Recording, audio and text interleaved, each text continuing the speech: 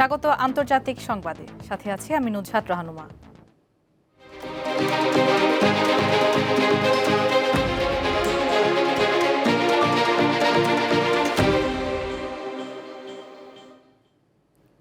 গাজা সিটিতে অবস্থানরত লাখো মানুষকে শহর ছাড়তে শেষবারের মতো হুঁশিয়ারি দিয়েছে ইসরায়েল। এমনকি গাজা শহরে যারা থেকে যাবেন তারাই সন্ত্রাসী কিংবা সন্ত্রাসীদের সমর্থক, এমন মন্তব্য করেছেন দেশটির প্রতিরক্ষামন্ত্রী ইসরায়েল কাটজ। সংবাদ মাধ্যম আল জাজিরা জানিয়েছে, অবরুদ্ধ গাজা ভূখণ্ডে তীব্র হামলা চালাচ্ছে ইসরায়েল। এছাড়া গাজা ইসরায়েলি হামলায় বৃহস্পতিবার ভোর থেকে অন্তত 53 ফিলিস্তিনি নিহত হয়েছেন, যাদের মধ্যে গাজা সিটিতেই অন্তত 10 জন নিহত হয়েছেন। এতে করে গাজাতে প্রায় 2 বছর ধরে চলা ইসরায়েলি আগ্রাসনে মোট প্রাণহানি বেড়ে দাঁড়িয়েছে 66,225 জনে। আহত হয়েছেন আরও 1,68,938 জন। এদিকে গাজা সিটিতে অবস্থানরত লাখো মানুষকে শহর ছাড়তে শেষ সুযোগ দিয়ে হুমকি দিয়েছে ইসরায়েল। না হলে তাদের বিরুদ্ধে সামরিক শক্তির সর্বোচ্চ ব্যবহার করা হবে বলে সতর্ক করা হয়েছে। আল জাজিরা বলছে, ইসরায়েলি বিমান ও স্থল হামলায় গাজা সিটি কার্যত ধ্বংসস্তূপে পরিণত হয়েছে। প্রতিদিন শত শত মানুষ নিহত হচ্ছে, ভেঙে পড়ছে আবাসিক ভবন ও স্কুল। হাজারো মানুষ বাধ্য হয়ে দক্ষিণের দিকে পালিয়ে যাচ্ছে, তবে পালানোর পথেও হামলার মুখে পড়ছেন তারা। হেলিকপ্টার, ড্রোন ও ট্যাঙ্ক দিয়ে তাদের উপর হামলা চালাচ্ছে ইসরায়েলি সেনারা। এতে সৃষ্টি হয়েছে চরম আতঙ্ক ও বিশৃঙ্খলা। গাজাবাসীর জন্য ত্রাণ নিয়ে যাওয়া নৌবহর গ্লোবাল সুমুদ ফ্লোটিলার একটি ছাড়া সব কয়টি জাহাজ আটক করেছে ইসরায়েল। বৃহস্পতিবার ইসরায়েলের পররাষ্ট্র মন্ত্রণালয় জানায়, জাহাজগুলো থেকে আটক সব যাত্রী নিরাপদ ও সুস্থ আছেন। এদিকে গাজাগামী নৌবহরে হামলার ঘটনায় বিশ্বজুড়ে উঠেছে নিন্দার ঝড়। বিক্ষোভ শুরু হয়েছে বিভিন্ন দেশে। ইসরায়েলের আরোপিত অবরোধ ভাঙতে এবং ক্ষুধার্ত ফিলিস্তিনিদের কাছে ত্রাণ পৌঁছে দিতে 31 আগস্ট স্পেন থেকে গাজার উদ্দেশ্যে যাত্রা শুরু করে 44টি নৌযানের বহর গ্লোবাল সুমুদু ফ্লোটিলা। বিশ্বের সবচেয়ে বড় এই বেসামরিক নৌবহরে 44টি দেশের 500 নাগরিক অংশ নেন, যেখানে রাজনীতিবিদ, আইনজীবী, অধিকার কর্মী, চিকিৎসক, সাংবাদিক সহ বিভিন্ন শ্রেণী পেশার মানুষ আছেন। তবে বুধবার প্রথমবারের মতো ইসরায়েলি নৌবাহিনীর বাধার মুখে পড়ে ফ্লোটিলা। এ সময় 13টি জাহাজ এবং যাত্রীদের আটক করা হয়। আটককৃতদের মধ্যে সুইডিশ অধিকার কর্মী গ্রেটা থুনবার্গও রয়েছেন। বৃহস্পতিবার ইসরায়েলের পররাষ্ট্র মন্ত্রণালয় জানায়, গাজাগামী নৌবহরের একটি ছাড়া বাকি 43টি নৌযান তাদের হেফাজতে রয়েছে। পাশাপাশি আটক করা হয়েছে কয়েকশো অধিকার কর্মীকে। ফলে তাদের গাজার অবরোধ ভেঙে দেওয়ার চেষ্টা পুরোপুরি ব্যর্থ হয়েছে। তবে এই বহরের একটি জাহাজ গাজার জলসীমায় প্রবেশ করেছে বলে জানানো হয়। বিবৃতিতে আরো বলা হয়, জাহাজগুলো থেকে আটক সব যাত্রী নিরাপদ ও সুস্থ আছেন। তাদেরকে নিরাপদে ইসরায়েলে নিয়ে যাওয়া হচ্ছে এবং সেখান থেকে বিমানে করে তাদের ইউরোপে ফেরত পাঠানো হবে। এদিকে গ্লোবাল সুমুদু ফ্লোটিলার ওপর ইসরায়েলের হামলার ঘটনায় বিশ্বজুড়ে নিন্দার ঝড় উঠেছে। এটিকে ইসরায়েলের বেআইনি কর্মকাণ্ড হিসেবে আখ্যা দিয়েছেন বিশ্ব নেতারা। একে সন্ত্রাসী কর্মকাণ্ড বলছে তুরস্ক। পাশাপাশি এর প্রতিবাদে মালয়েশিয়া, স্পেন, ইটালি, জার্মানি, তুরস্ক, গ্রিস সহ বহু দেশে শুরু হয়েছে ব্যাপক বিক্ষোভ। এছাড়া আর্জেন্টিনা, মেক্সিকো ও কলম্বিয়াতেও রাস্তায় নেমেছে মানুষ। আশরাফ শুভ, দীপ্ত, বার্তাকক্ষ। যুক্তরাজ্যে একটি ইহুদি উপাসনালয়ে হামলায় 2 জন নিহতের ঘটনায় 3 জনকে গ্রেপ্তার করা হয়েছে। ঘটনাকে সন্ত্রাসী হামলা আখ্যা দিয়েছে ম্যানচেস্টার পুলিশ।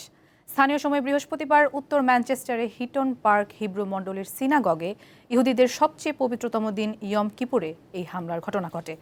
উপাসনালয়ে থাকা লোকজনের উপর আকস্মিক গাড়ি তুলে দেন সন্দেহভাজন হামলাকারী। এ সময় একজনকে ছুরিকাঘাতও করা হয়। ঘটনায় হামলাকারীও নিহত হন। তার নাম জিহাদ আল শামি। 35 বছর বয়সী আল শামি সিরিয়ান বংশোদ্ভূত ব্রিটিশ নাগরিক। ঘটনাস্থলে পুলিশের গুলিতে তিনি নিহত হন। এই ঘটনায় শোক জানিয়েছেন ব্রিটেনের রাজা চার্লস ও প্রধানমন্ত্রী কিয়ার স্টারমার।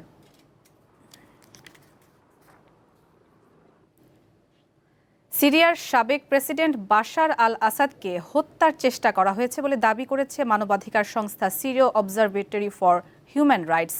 রাশিয়াতে আশ্রয় নেওয়া সাবেক এই প্রেসিডেন্টকে খাদ্যে বিষ প্রয়োগের মাধ্যমে হত্যার চেষ্টা করা হয় বলে দাবি করে সংস্থাটি। তবে তিনি বেঁচে গেছেন এবং গত সোমবার হাসপাতাল থেকে সুস্থ হয়ে ছাড়া পেয়েছেন। সংস্থাটির দাবি, রাশিয়ার সরকারকে বিব্রত করতে এবং আসাদের মৃত্যুর সঙ্গে জড়িত প্রমাণ করতে এই কাজ করা হয়। তবে রাশিয়ার সরকার এ বিষয়ে এখন পর্যন্ত কোনো মন্তব্য করেনি। 10 মাস আগে আহমেদ আল সারার নেতৃত্বাধীন বাহিনীর সামরিক অভ্যুত্থানে ক্ষমতাচ্যুত হন আসাদ। এরপর তিনি রাশিয়ার মস্কোতে পালিয়ে যান এবং সেখানে তাকে রাজনৈতিক আশ্রয় দেওয়া হয়।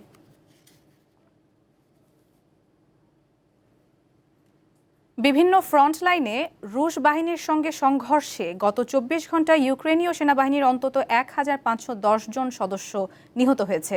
রাশিয়ার প্রতিরক্ষা মন্ত্রণালয়ের বরাতে দেশটির গণমাধ্যম তাস এ তথ্য জানিয়েছে। মন্ত্রণালয়ের প্রকাশিত সর্বশেষ বিবৃতিতে একাধিক সাজোয়াজান, ট্যাঙ্ক, আর্টিলারি ও ইলেকট্রনিক যুদ্ধ ব্যবস্থা ধ্বংস করার দাবি করেছে মস্কো। বিবৃতিতে দেয়া তথ্য মতে ব্যাটেল গ্রুপ নর্থ এলাকায় ইউক্রেনীয় বাহিনীর প্রায় 200 সেনা নিহত হয়। এছাড়া ব্যাটেল গ্রুপ ওয়েস্ট ফ্রন্টে নিহত হয় 230 জনের বেশি সেনা সদস্য। সবচেয়ে বড় ক্ষয়ক্ষতির ঘটনা ঘটেছে ব্যাটেল গ্রুপ সেন্টার ফ্রন্টে। সেখানে 510 জনের বেশি সেনা হারিয়েছে ইউক্রেন। যুক্তরাষ্ট্রের সঙ্গে বাণিজ্য উত্তেজনার মধ্যেই ভারত সফরের ঘোষণা দিয়েছেন রুশ প্রেসিডেন্ট ভ্লাদিমির পুতিন। আগামী ডিসেম্বরে তিনি ভারত সফর করতে পারেন। ভারতের জাতীয় নিরাপত্তা উপদেষ্টা অজিত দোভাল বৃহস্পতিবার এই তথ্য নিশ্চিত করেন বলে জানিয়েছে দেশটির গণমাধ্যম এনডিটিভি। দিল্লি সফরে এসে প্রধানমন্ত্রী নরেন্দ্র মোদীর সঙ্গে বৈঠক করবেন পুতিন। ভারত থেকে রাশিয়া বেশি করে কৃষিজাত পণ্য ও ওষুধ আমদানির কথা ভাবছে বলে জানিয়েছে গণমাধ্যমটি। রাশিয়ার তেল কেনার কারণে ভারতীয় পণ্যের উপর ট্রাম্পের অতিরিক্ত হারের শুল্ক আরোপের বিষয়টিও বৈঠকে প্রাধান্য পাবে। নরেন্দ্র মোদীর সঙ্গে পুতিনের এই বৈঠককে দুই দেশের বিশেষ কৌশলগত অংশীদারিত্ব আরও জোরদার করার একটি গুরুত্বপূর্ণ পদক্ষেপ হিসেবে দেখা হচ্ছে।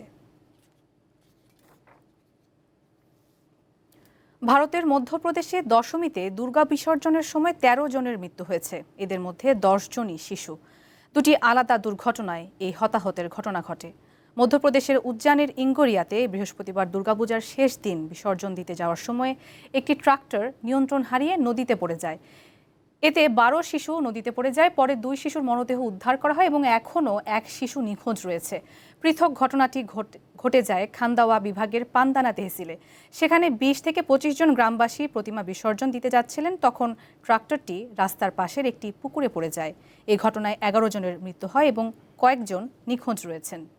আগামী সপ্তাহে ভারত সফর করতে পারেন আফগানিস্তানের পররাষ্ট্রমন্ত্রী আমির খান মুত্তাকি। এর মধ্য দিয়ে 2021 সালের আগস্টে তালেবান গোষ্ঠী ক্ষমতা দখলের পর দুই পক্ষের মধ্যে প্রথম উচ্চ পর্যায়ের বৈঠক হতে পারে। ভারতীয় সংবাদ মাধ্যমগুলো প্রতিবেদনে এই সফরের তথ্য জানিয়েছে। তবে জাতিসংঘের নিষেধাজ্ঞার পরও তিনি কিভাবে ভারত সফর করবেন এই বিষয়ে প্রতিবেদনে কিছু উল্লেখ নেই। কারণ মুত্তাকি জাতিসংঘের নিরাপত্তা পরিষদের নিষেধাজ্ঞার অধীনে আছেন, যার মধ্যে ভ্রমণ নিষেধাজ্ঞাও রয়েছে। এর আগে তার কূটনৈতিক প্রচেষ্টা এই নিষেধাজ্ঞার কারণে ব্যাহত হয়। গত আগস্টে মুত্তাকির পাকিস্তান সফরও বাতিল হয়ে যায়। আফগান পররাষ্ট্রমন্ত্রীর এই সফর সফল হলে তা একটি উল্লেখযোগ্য কূটনৈতিক অগ্রগতি হিসেবে বিবেচিত হবে, কারণ ভারত এখন পর্যন্ত তালেবান সরকারকে আনুষ্ঠানিকভাবে স্বীকৃতি দেয়নি।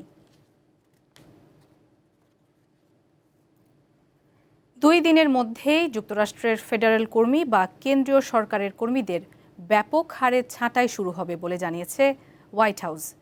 বিবিসি জানিয়েছে, যদি নির্দিষ্ট সময়ের মধ্যে বাজেট অনুমোদন না হয় তবে সরকার তার অত্যাবশ্যকীয় কার্যক্রমগুলো স্থগিত করতে বাধ্য হবে, যার ফলে এই গণছাঁটাই শুরু হবে বলে জানিয়েছে হোয়াইট হাউস। কিছু কর্মীকে বুধবারই ছুটিতে পাঠানো হয়, কিন্তু ট্রাম্প প্রশাসন ফেডারেল কর্মীদের স্থায়ী ছাঁটাইয়েরও হুমকি দিয়েছে। বিশ্লেষকরা বলছেন, এই ধরনের শাটডাউন যুক্তরাষ্ট্রের অর্থনীতিতে তাৎক্ষণিক মন্দা তৈরি করতে পারে, যা সরকারি কর্মীদের ক্রয় ক্ষমতা হ্রাস করবে এবং বিভিন্ন সরকারি সেবায় ব্যাঘাত ঘটাবে। দর্শক, এই ছিল আজকের আন্তর্জাতিক সংবাদ। পরবর্তী আয়োজন বিকেল 5টায় জেলা সংবাদ দেখার আমন্ত্রণ। এছাড়াও তথ্য ও বিনোদনের অন্যান্য খবর পেতে যুক্ত থাকুন দীপ্তর ডিজিটাল প্ল্যাটফর্মের সাথে। ধন্যবাদ সবাইকে।